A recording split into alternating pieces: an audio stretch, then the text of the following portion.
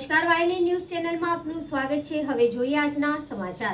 વડોદરા શહેરના સમા sports complex ખાતે સાંસદ રંજનબેન ભટ્ટ દ્વારા વડોદરાના ક્ષય રોગના દર્દીઓ સાથે નરેન્દ્ર મોદીના મન કી બાત કાર્યક્રમને નિહાળ્યો હતો।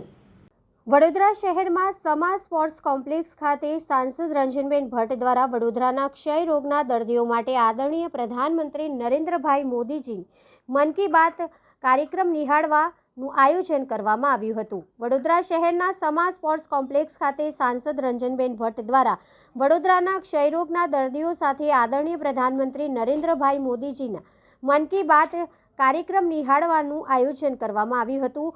ખાસ ઉપસ્થિતિમાં સાંસદ રંજનબેન ભટ્ટ તથા ગુજરાત સરકારના પ્રભારી ભરત ડાંગર તથા કાઉન્સિલર તથા ક્ષયરોગના દર્દીઓ મોટી સંખ્યામાં આદરણીય શ્રી પ્રધાનમંત્રી નરેન્દ્રભાઈ મોદીજીના મન કી બાતનો કાર્યક્રમ નિહાળવા માટે જોડાયા હતા।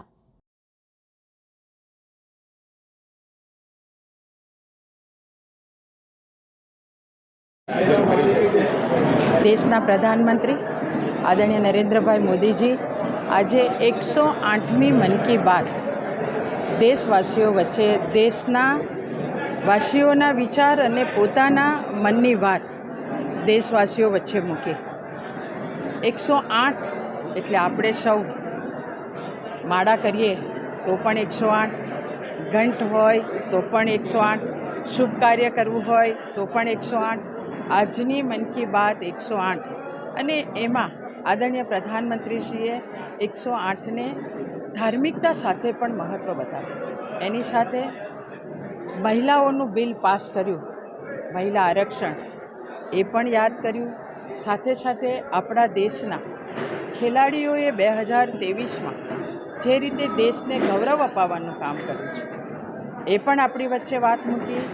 આજે 31મી ડિસેમ્બર એટલે 2023નો આજનો આ છેલ્લો દિવસ।